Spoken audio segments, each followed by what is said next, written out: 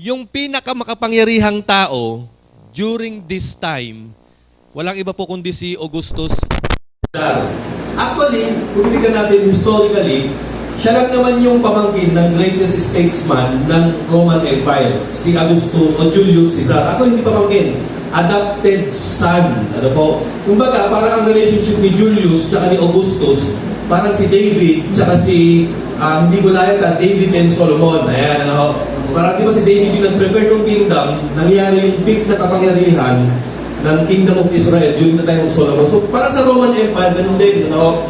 Si Julius Caesar yung nag-prepare, pero yung kanyang adopted son, yun yung naging greatest emperor ng Roman Empire. So, ano ginawa ng Augustus Caesar? Ano?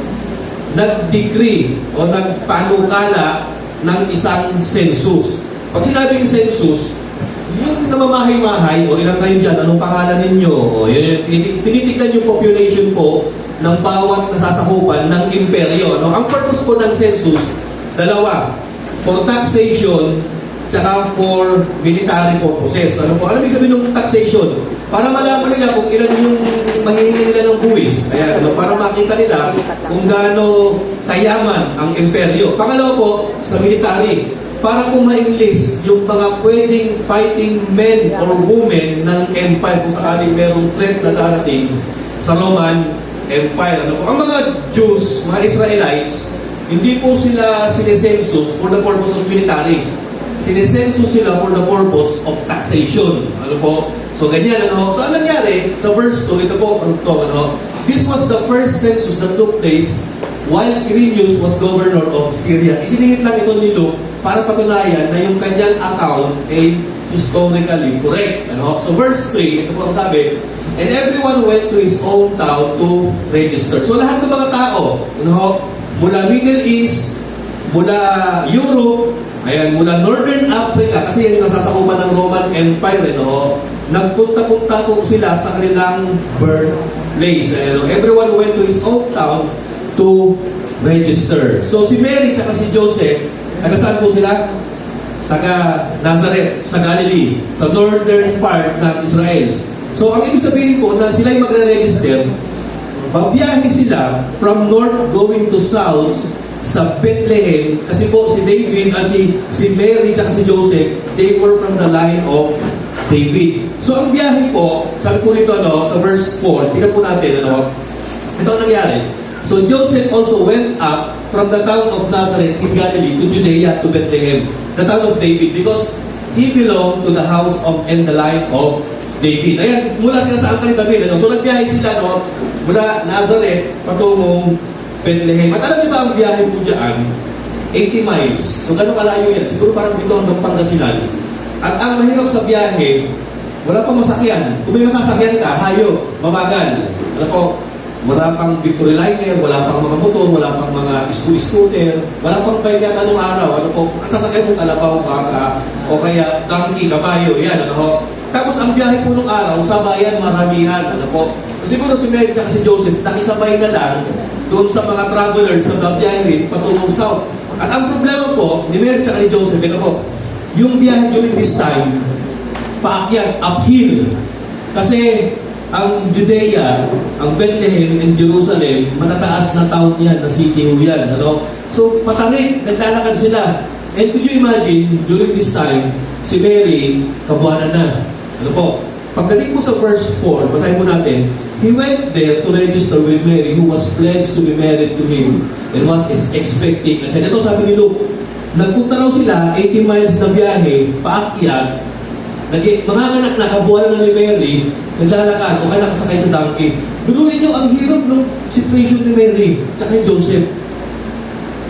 Pinapunta-punta sila ni Caesar para mag-register. Tapos nakita na mga anak na, nagtatanong tao na magli-labor na, umiiri na. No? Diba ang hirap sa situation ito para ito kay Mary? Mga kababaihan na experience nyo ba yan? Yung nagli-labor kayo, kung nasaan-saan pa kayo, nasa palengke kayo, nasa yung naalala ko yung tiyahin mo nung pinanganak niya yung pinsan ko, sa motor na raw niya iniri yung anak niya, sa tricycle, sabi ng gano'n, kasi doon na nga raw inabutan. Ano po? So ito po si Mary, imagine naglalakad, ano po ito, layo, paakyat pa. Ayan, naranasan mo ba yung mga kababaihan? Of course, yung mga kalalaki, hindi naman naranasan yan kasi wala naman lalaking nanganganak. Ako po ba? Umiire dahil gustong dumume yun, yung munti ka na maabutan sa CR, Ako na-experience ko yan, ayan, Pero yun nga, mahirap ito pag tao, iluluwan mo, So ayan, si Mary nag-labor, nag-expect na para maganak. And then sabi po sa verse 6, sabi po, when they were there, the time came for the baby to be born. Nung nandun na sila, sakto, nakaabot na ng Bethlehem, touchdown, saka nanganak si Mary. And in verse 7, ang sabi po, and she gave birth to her firstborn. Ayun yung pinakinaantay natin. Ayan. Church, tatapon ninyo, ang bida ng Pasko, sabi mo sa katabi mo, hindi ikaw. Ayan. Hindi rin lalo na si Santa Claus. Ayan. Nagtataka ko bakit si Santa Claus ang pinaka-major figure ng Christmas eh. Dapat si Jesus Christ. Alam ito si Santa Claus, agawin sa'yo na ito eh, mga hindi mo niya birthday, siya yung nagiging design ng mga Pasko. Tapos yung mga tao susuot ng mga yung parang bonnet na may pula, Hindi naman, church, huwag natin gaya si Santa Claus pag Christmas, agawin eksena, nakikiagaw ng may birthday, ang gayahin natin si Jesus Christ, So ang sabi, ito na, and Mary gave birth to her firstborn a son, and she wrapped him in cloth. Ayan, binalot sa tela, parang napkin, and he placed him in a manger. Oops! There's something wrong with this scenario. Ang bata, inilalagay yan saan? Saan nilalagay yung bata, mga kapatid? Pagkabago panganak? Sa cradle, sa crib, sa higaan, sa kama. Pero ngayon naman ako nakakita ng isang bata na pinaganak sa sabsaban. Ironically, yung batang ito, siya yung King of Kings, yung Lord of Lords. Siya yung Diyos na nagtatawang tao, pero bakit sa sabsaban yung pinaganak? Ito ang dahilan. Because there was no room for them in the inn. Wala raw silang kwartong makita. Sarado ang mga hotel, yung mga bed spacer taken na, ayan, kung wala silang matutulugan, hindi doon ka lang naabutan na maipanganak ni Mary, si Jesus Christ, sa isang, grabe, sabsaban. Grabe, nakakaawa yung situation ng ating Panginoong Jesus. Ako ba? Dapat si Lord ipinanganak sa Rome eh. Dapat si Lord ipinanganak saan? Sa ospital, sa palace, sa Jerusalem, sa Kapitolyo. Pero bakit nga ba nangyari ito? Mamaya-maya malalaman po natin. And then in verse 8, sabi ko, and there were shepherds living out in the fields nearby. May mga pastol daw during that time na nagpapastol, keeping watch over their flocks at night. So take note, gabi pala pinanganak si Lord. At night eh. Pero hindi po exactly December 25. Traditionally na lang ito kasi ginawang tradisyon ng simbahan. Sa verse 9, sabi pa dito an angel of the Lord appeared to them, and the glory of the Lord shone around them, and they were terrified. So yung mga anghel, nagpapantay nung gabi, may mga lumabas na mga anghel, nagpakita at lumiwanag. Natakot yung mga pastol. Ano sabi nila sa verse 10? Ano po ang nangyari? But the angel said, huwag kayong matakot. May daladala akong mabuting balita na mayroong kagalakan at ang lahat ng tao para sa lahat ng tao, sabi ng angel. Nakita po ninyo yung balita ng angel, mayroong good news. Ayan. Ano yung good news? Magdadala ng great joy, at ito yung pangatlo, para sa lahat ng tao. Nakita niyo, yung sabi ko nakaraan, yung gift ni Lord sa atin na si Jesus Christ. Ano po ito? Personal, magagamit po natin at para sa lahat ng tao. Ano po? And then in verse 10, today, sabi ng angel, in the town of David, a Savior has been born to you. He is Christ the Lord. Ayan. Ngayon din, sabi, Hometown ni David sa Bethlehem, merong ipinanganak. Ayan, He is Christ the Lord. Ano sabi ng mga shepherds sa verse 12? Ayan, let's further read.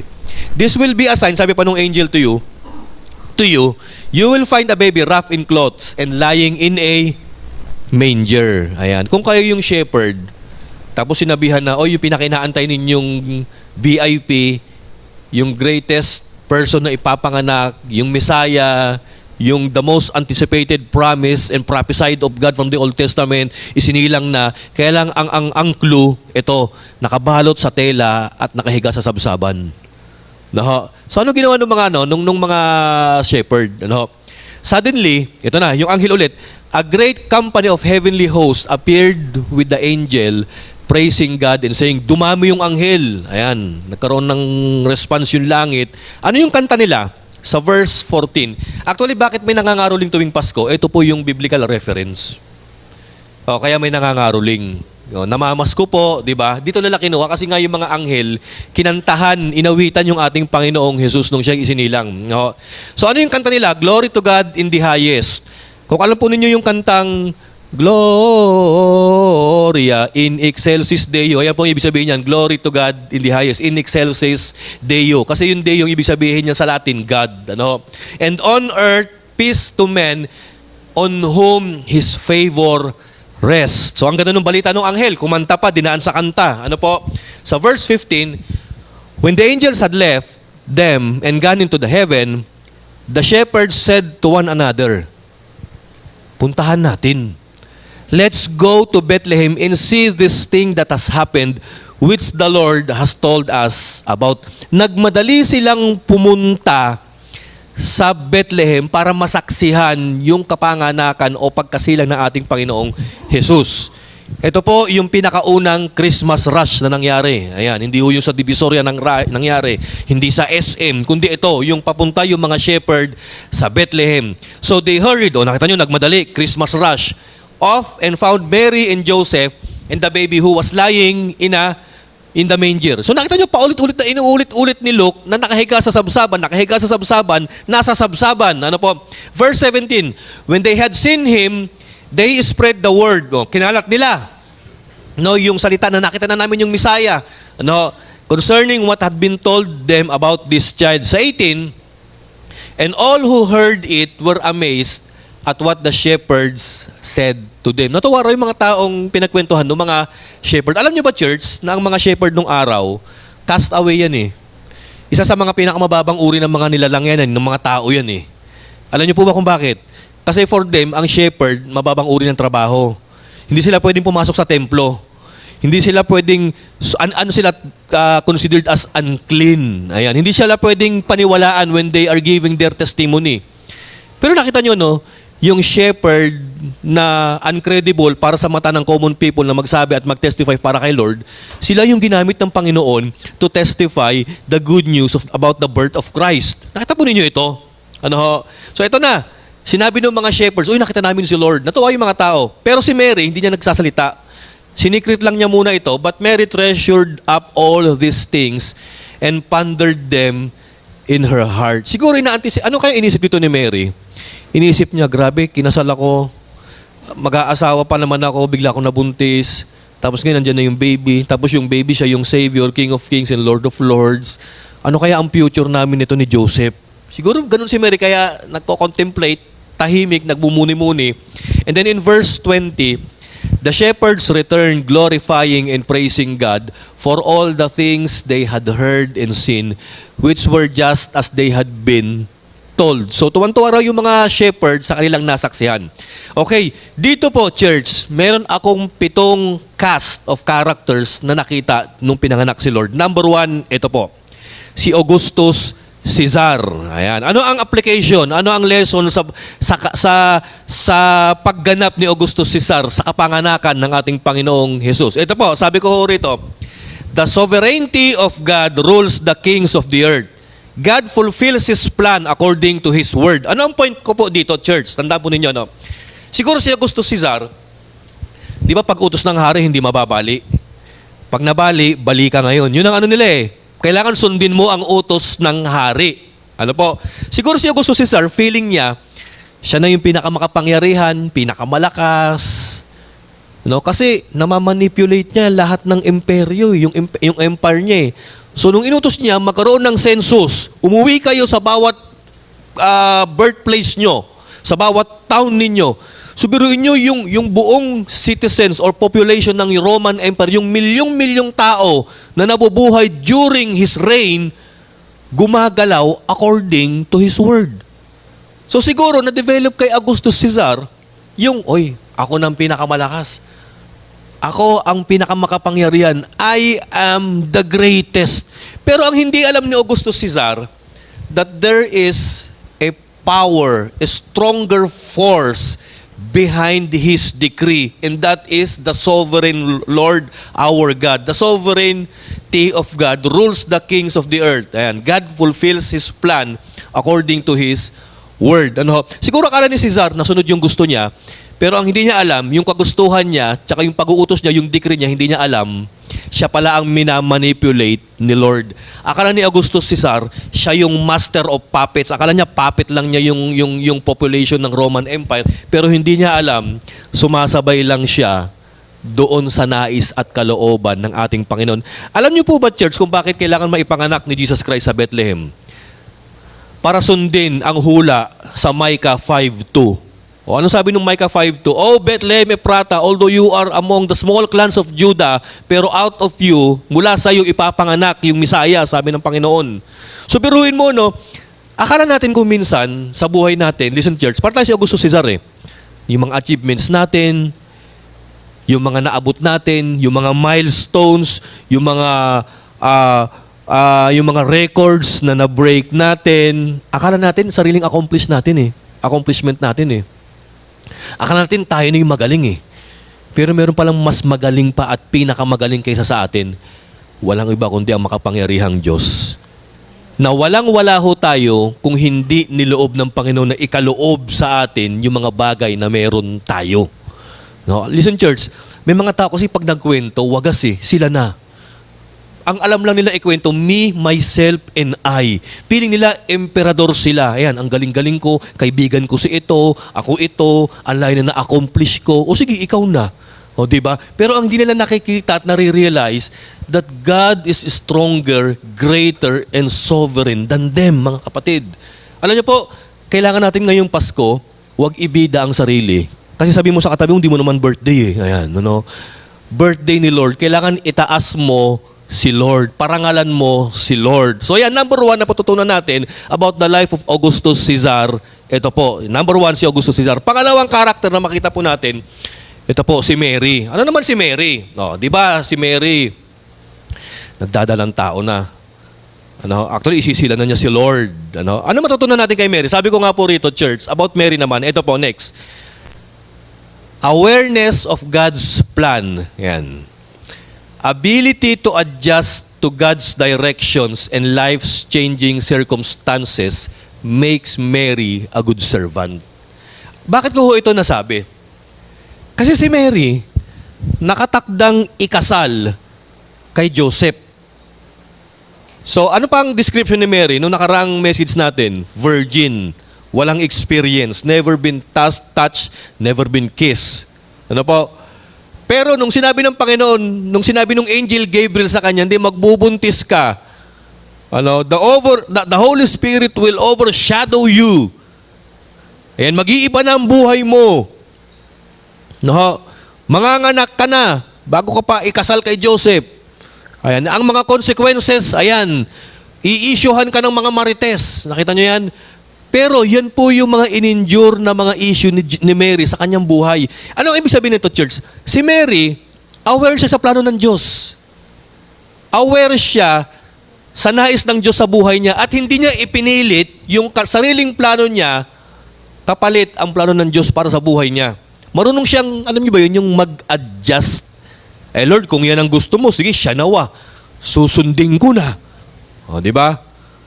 Tama po ba yun? Ano po? Kumbaga, ang plano ng Diyos sa'yo, o ang plano mo, mag-artista ka na lang, eh ang plano ng Diyos hindi, magpastor ka na lang. Tama po ba? Parang ganun lang po yan, mga kapatid. O sige Lord, kung yan ang plano nyo, di sige, go na lang.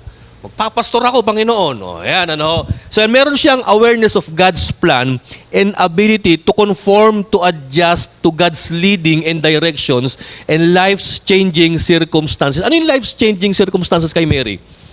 Eh, ang plano malamang ni Mary tsaka ni Joseph, Mary, Joseph, siguro sabi ni Joseph kay Mary, Han, naka-ready na yung komadrona sa Nazareth. Doon ka manganganak, naka-schedule na. Eh biglang nag-census si Augustus Caesar. Sabi ni Mary, Han, mukhang ayaw ni Lord na manganak ako dito sa Nazareth ah. Doon na lang tayo sa Bethlehem manganganak. Doon na lang ako sa Bethlehem manganganak, sabi niya. So biruin nyo, ang hirap nung situation ni Mary, pero yan yung na-injure niya, church. Alam niyo, church, dito sa church, nabibless po ako. Alam niyo ba kung bakit? Kasi meron ditong mga young men and women na mala Mary ang galawan.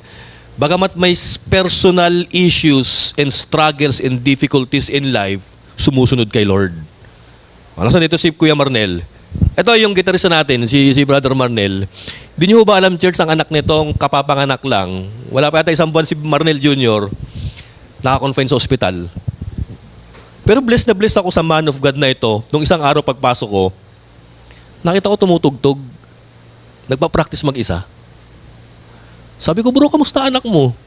Pastor, nandun, kailangan gamutin, kailangan i-antibiotic.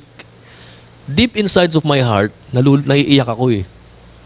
And I kept on praying sa kanyang anak, sa baby. Sabi ko, sige bro, kayang-kaya yan. Basta ipag-pray lang. Salamat, pastor, sabi niya. Then nag-gitara siya. Hanggang ngayon, tumutugtog siya na yung kanyang anak, yung baby, nandun sa ospital. Bro, pagpalain ka ng Panginoon. Ito pa, si Ma'am Mirjan. Ito, wala pang tulog ito. Oo, kagagaling nila sa trabaho nito kanina. Oh, puyat ito sa call center, sa mga calls. Pero here she is, declaring, singing, praises, and glory to our God. Ano yung sabi doon sa kanta, sa lahat ng panahon, Diyos ka sa amin. Si Ate Ling lang kagabi. Inaatake ng, talaga yung vertigo niya. Pero tuloy lang yung kanta. Bagamat hindi tayo well, hindi okay ang feeling, pero tuloy lang. Alam nyo, ganyan yung mga, yung ability na nais ng Panginoon eh. Yung kahit meron kang struggle, si Kuya Ricky lang eh. May sakit ito pero nakikipag-practice ito, nagtuturo ng kanta, sumisipra para sa worship team eh. Ganyan ang nais ng Panginoon eh. Yung mala Mary attitude, na bagamat you are hurting, you are struggling inside, pero you keep on pushing and pushing and pushing. Kasi ito yung inutos ng Panginoon eh. Hindi ko iiwanan, tatalikuran, at hindi ako mag-aawol sa mission na ibinigay sa akin ng Panginoon. Yan yung nakatatak sa loob ng isip ni Mary. Na bagamat nagle-labor na siya, traveling, going to Bethlehem, pero hindi, Lord. Kahit na when it hurts, sige, tuloy, Lord. Kasi ito yung assignment ko eh. Ano ho?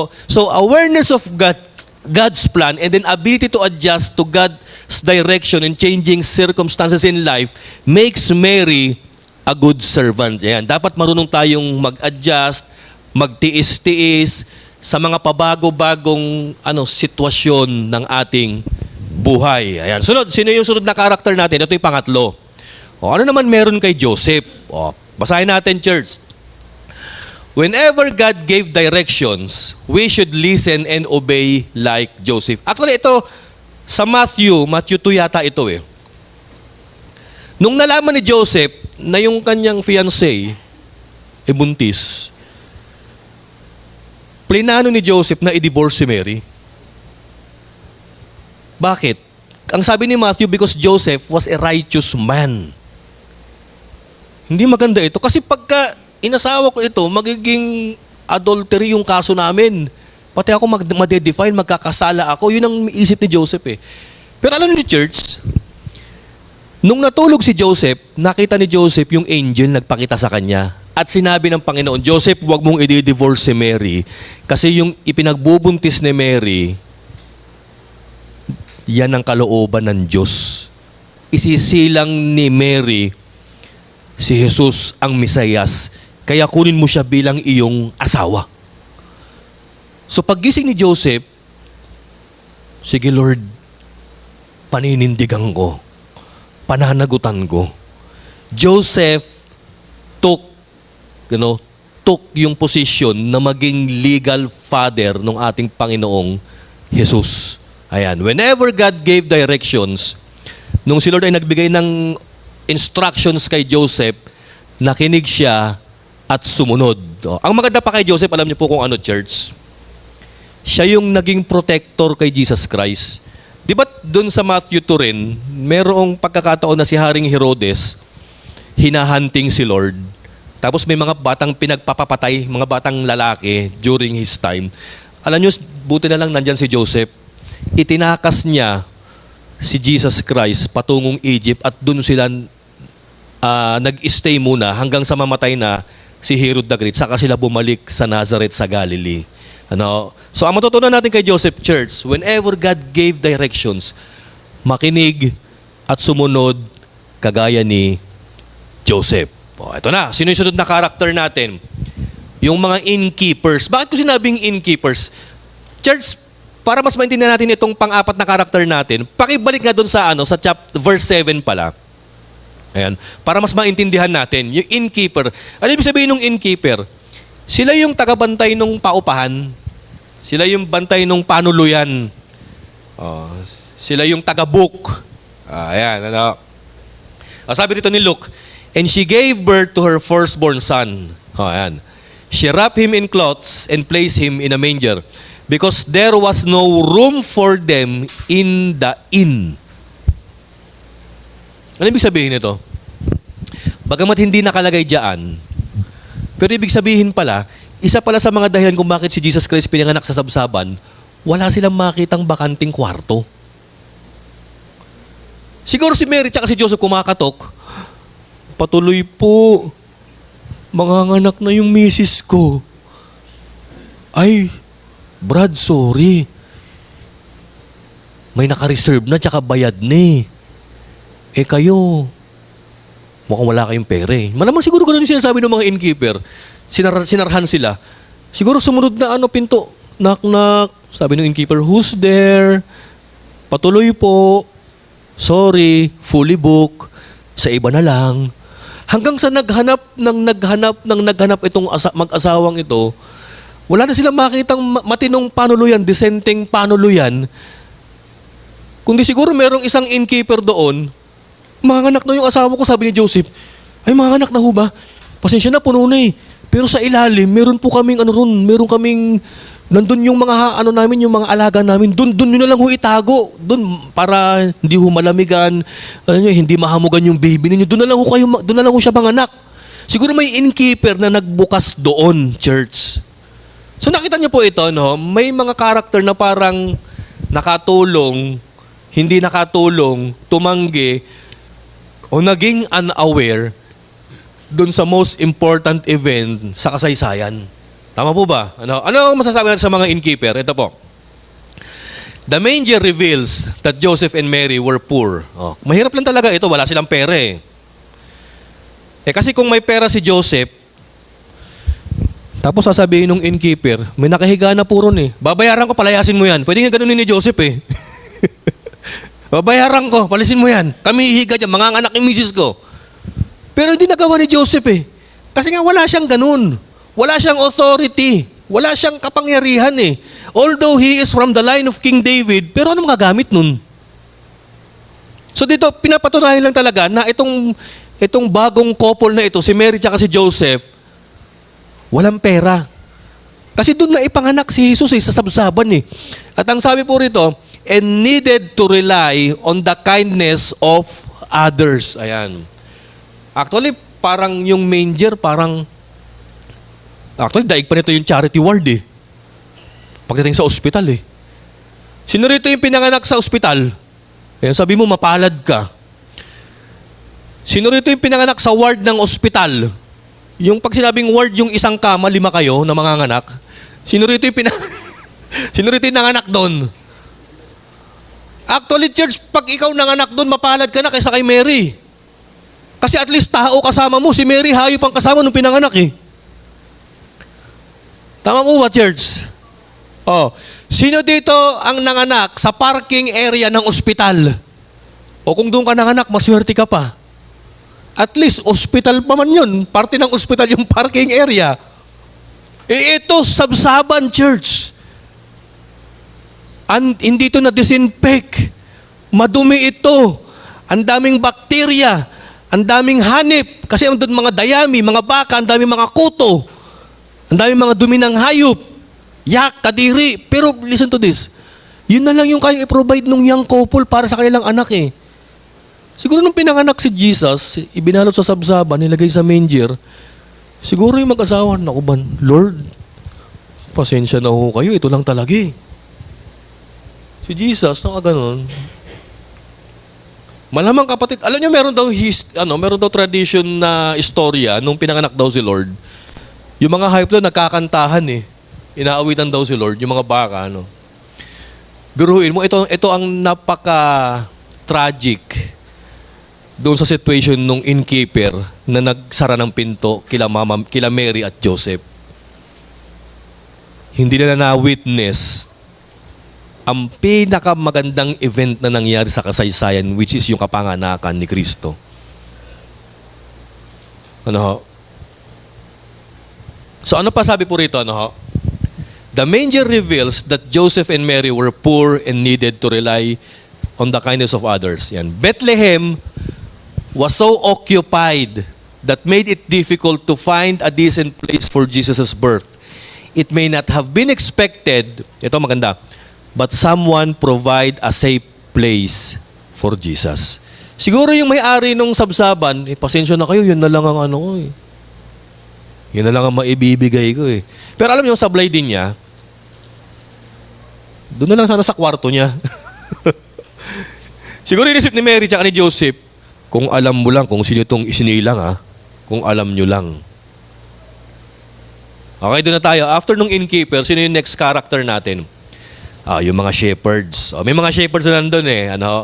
Nagpakita yung angel. Ano naman sila? Ang maganda sa mga shepherds, listen to this church, they were not contented in seeing angels and hearing the good news. Alam niyo church, itong mga shepherd na ito, sa totoo lang, yung kanilang gampanin sa istorya ng Christmas, nung nakita yung mga angel, kumbaga boundary na eh. Solved na sila ron eh. Uy, nakakita kami ng angel. Uy, narinig namin ang good news. Solved na sana sila ron eh. Pero hindi sila kontento. Hindi sila kontento sa makakita ng nagliliwanag ng shining angel. Ayan.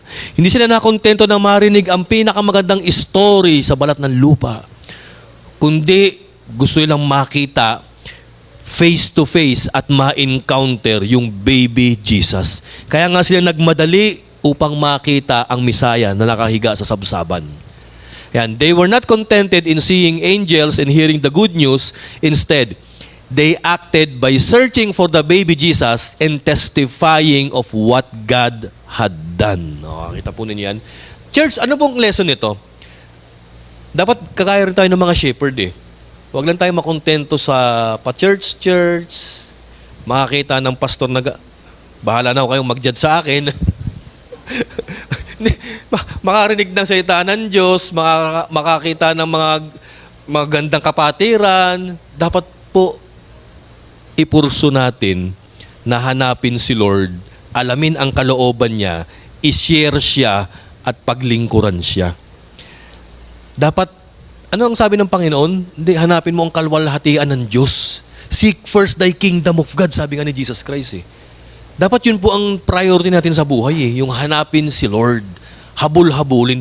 Huwag lang tayo makontento sa faith natin na normal, pa-church tuwing linggo, pa-attend pag Christmas party. Hindi, Lord, dapat hahabulin kita.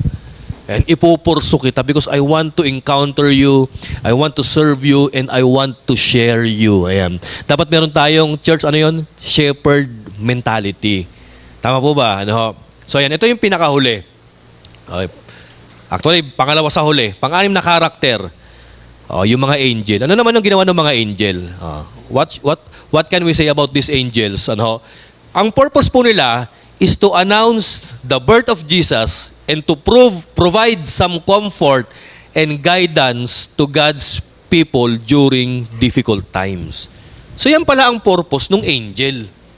Para i-announce ang kapanganakan ni Kristo, para magbigay ng mensahe ng pag-asa sa mga taong nalilito, nalulungkot at problemado sa buhay. At para magbigay ng guidance para sa mga tao ng Diyos. Actually, yung angel din na nagsabi kay Joseph na tumakas na sila patungong Egypt Kasi nga hinahunting na sila ni Herodes. Church, listen to this. Kailangan din natin maging kagaya ng angel. Maging source of good news. Maging source of encouragement. Mag-provide ng comfort and guidance sa mga kapwa nating tao at Kristiyano na nalilito during these difficult times. Ayan. Di ba't ang oras natin ngayon nakakalito, mga kapatid? No? May mga taong bigla na lang nang babaril, bigla na lang bumubulag yung mga tao, bigla na lang nagpapatayan, may bigla na lang sumasabog sa Marawi, nakita niyo po 'yan. Tapos kaguluhan sa Israel. Nakita niyo di ba natatakot sa situation natin ngayon, ano? No, iba sa inyo natatakot na eh. Siguro ang iba sa inyo talagang ikinakabahala mga kapatid na talagang stress na stress sa mga balita yung paghiwalay ng mga artista mga kapatid eh. Yan. Yan kailangan natin ng guidance church. Yan ano. Na-stress na sa paghiwalay ni ganito ni ganyan. Ayan, ano, apektado na. Katapusan na ng mundo. Yan yung mga sign. Ayan, sino dito yung ganon? Yan yung bibiruin mo naghiwalay yung favorite actor and actress mo. Sabi mo na, Lord, ito na second coming na. Ayan na yung mga sign. Kasama ba sa sign ng pagbabalik ni Lord at katapusan ng mundo yung paghiwalay ng mga artista? Minsan yan yung mga kinakatakutan natin eh. So kung ganyan ang situation mo, church, kailangan mo ng parang angel sa buhay mo na magsasabi na, don't be afraid. I bring you good news. I'm going to announce you the good news. Dapat ganun eh. Dahil mag-provide ka ng comfort, guidance sa mga taong nakaka-experience ng difficult times. Yan yung purpose ng angel, mga kapatid. So be like angel this Christmas. And then yung pinakahuli, of course, yung pinaka-protagonist ng kwento, yung pinakabida, si Jesus. Yung physical birth ni Jesus, kung titignan natin, malakas na yung dating eh. Yung Savior ka, Messiah ka, King of Kings, Lord of Lords, pero pinanganak sa manger. Pero listen to this, church. Kung titignan natin yung spiritual, yung unseen sin, yung hindi nakikitang eksena doon sa binahe ni Jesus Christ, mga kapatid, ito mas kagimbal-gimbal at mas kagulat-gulat. Kung si Mary at Joseph nag-travel ng 80 miles from Nazareth to Bethlehem, mas malayo ang itrinavel ni Jesus Christ nung siya'y isinilang nung Pasko. Kasi alam niyo po kung ano yung trinavel niya? From heaven to earth. Grabe. Ano pa yung trinavel niya? From being a God and to becoming a human. So yung pag-travel ni Jesus Christ na Diyos na nagkatawang tao, take note of this, Jesus Christ didn't give up His divinity. Hindi ho niya isinuko yung pagiging Diyos niya bagkus ibinihis niya yung pagkatao. At nung ibinihis niya yung human flesh, ang tawag po dyan, the process of incarnation o incarnation, yung Diyos na naging tao, nung nilagay niya yung katauhan niya, yung naging tao siya, nagkaroon na ng limit sa buhay ng ating Panginoong Jesus. So ano po masasabi natin dito? When God became human, He who was limitless became limited. Nakita po ninyo yan?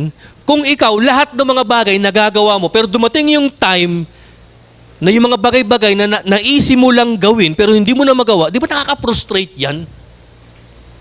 Dati-dati, nabibili mo kung anong gusto mong bilhin. Ngayon, di mo na mabili yung gusto mong bilhin eh. Di ba nakaka-frustrate yan? Dati-dati, nung bata ka pa, nagagawa mo kung ano yung mga gusto mong gawin. Pero nung tumanda ka na, since you are limited na, hindi ko na magawa. Hindi ko na magawang dumakdak sa court. Hindi ko na magawang mag-crossover. Hindi ko na magawang makapag-shoot ng 3 points. Ang shoot ko laging kapos kasi may edad na. When Jesus Christ, the Son of God, became human, nagkaroon ng limit sa buhay ng ating Panginoon. So ano nangyari? Ito po. He surrendered His boundlessness, timelessness, and sinlessness. O tandaan nyo, tatlo yung sinurrender ng Panginoon. Nung Diyos siya, He is a spirit. He is a boundless spirit. But when Jesus became man, eto na, napapagod siya, nasasaktan siya, kasi flesh eh. Nagugutom siya. Actually, nauhaw nga siya nung nasa cross siya eh.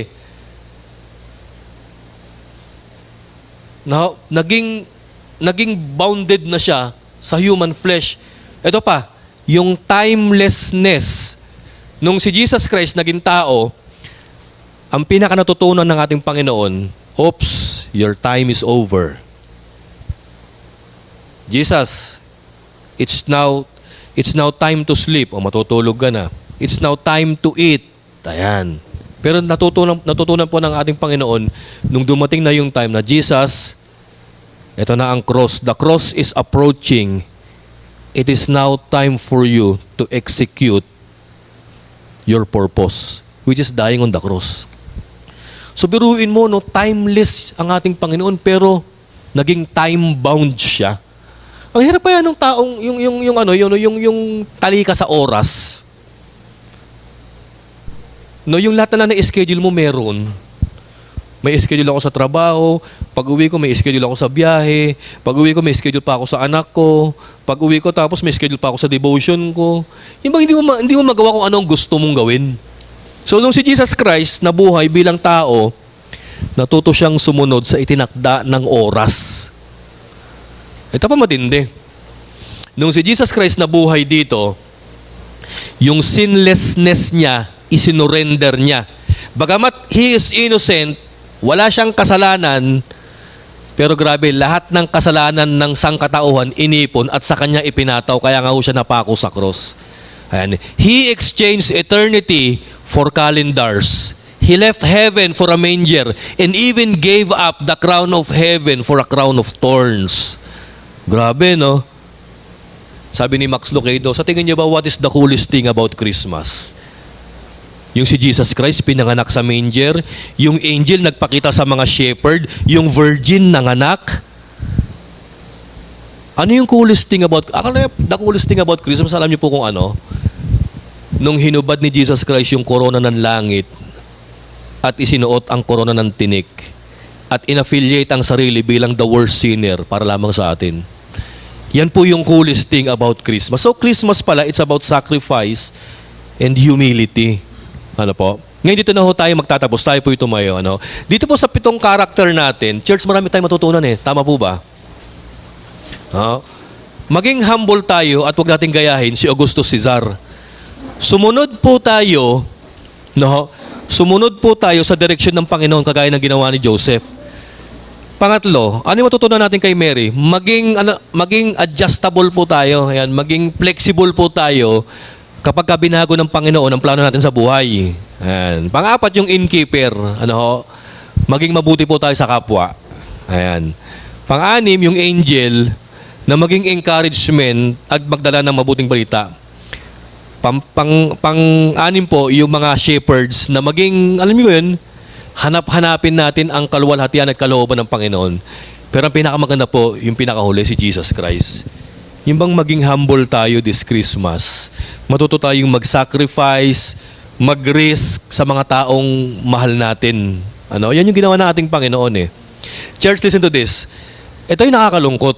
Especially nung naghahanap ng panuluyan si Mary tsaka si Joseph. Basahin po natin yung pinakahuli, yung conclusion. The manger was symbolic of what was to happen to Jesus. The only place where there was room for him was on a manger, then later on the cross.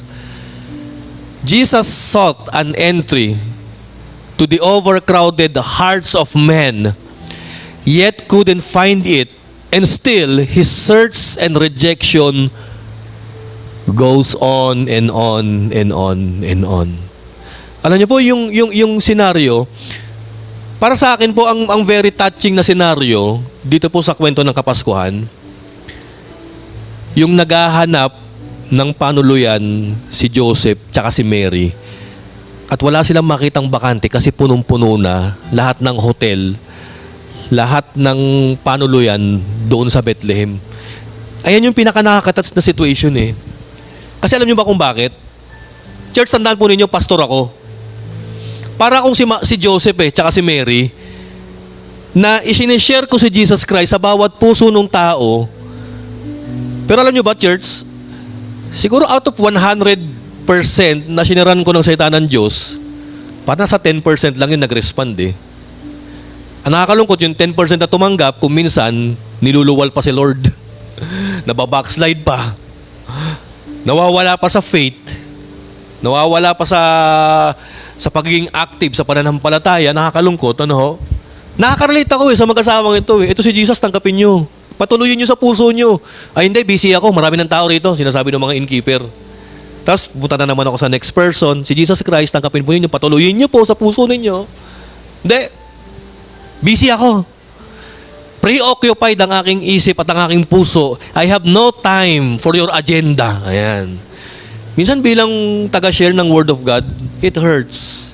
Nakakasakit. Masakit. At masakit din kay Mary at kay Joseph yung pagsarhan ka ng pinto.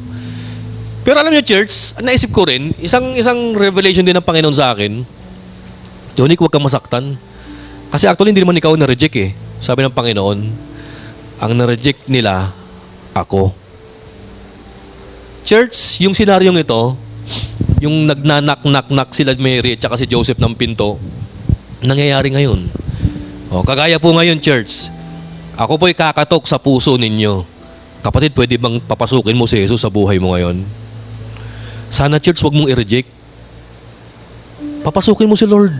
Hayaan mong mag-grow yung puso mo at yung isip mo into the knowledge and in faith of our Lord Jesus Christ.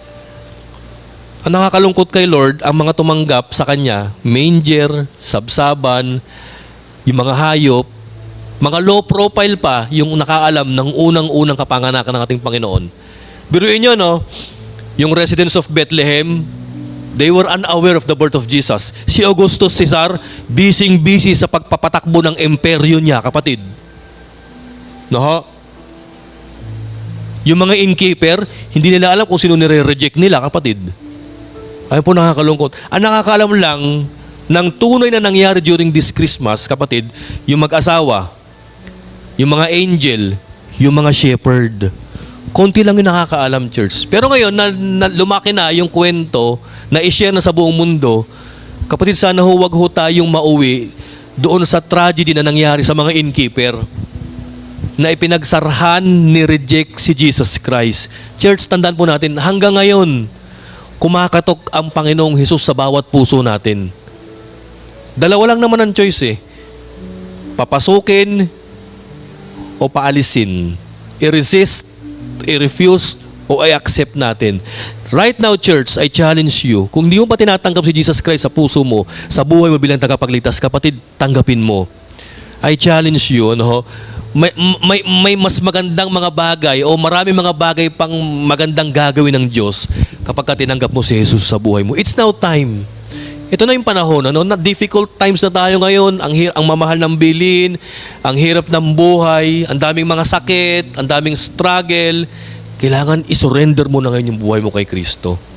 So kung nahihiya ka, kapatid, pwede mamaya pagtapos ng church, sabi mo, Pastor, pag-pray mo ako, tinatanggap ko, sinusurrender ko na ang buhay ko kay Jesus. Tayo ba yun mo ko, tayo manalangin? Father, salamat, O Lord, for coming into our world. Lord, kahit kailan hindi ka nagbago, hindi ka nagkulang sa buhay namin. In every season of our life, Diyos ka, Panginoon, sa buhay namin. Salamat, Father, dahil once again, Lord, na-realize namin that you have visited this fallen planet, Panginoon. We don't deserve, Panginoon, na kami puntahan ninyo. Kasi, Lord, unlovable kami, makasalanan kami, selfish kami, Panginoon. Lord, kagaya ng mga innkeeper, kagaya ng mga nagpa-register sa Bethlehem, we are too much occupied about our own agendas in life, Panginoon. Nabiro niyo, Lord, mismong kapanganakan po ninyo, naging unaware sila. Gayon din po kami ngayon, Panginoon. Minsan, Lord, o madalas, nagiging unaware kami sa mga activities, sa mga agendas ninyo. Salamat, Father, because once again, you have made us realize, O Lord, na hinahanap-hanap niyo pala kami, na kumakatok pala kayo palagi sa bawat puso namin, na gusto niyo palang kaming pasukin, Lord, sa bawat buhay namin. Father God, I pray that during these difficult times, itong mga kapatid ko na narito, Father, samahan niyo sila, Lord. Nawa, Lord, papasukin po nila kayo sa bawat buhay nila right now this Christmas. Father, I pray, O Lord, for protection, for guidance, for understanding, and I pray for appreciation na kami patuloy na mag-worship at mamangha sa ginawa ninyo nung iniwan niyo po ang langit, ang comfort ng langit, kapalit Lord ang kapighatian ng sanlibutan ito. Salamat Father God, because you have exchanged the crown of heavens in a crown of thorns para lamang sa amin. Salamat O Lord, ito po ang aming panalangin. In Jesus' name we pray. Ang lahat po ng anak ng Diyos ay magsabi po ng Amen. God bless mga kapatid.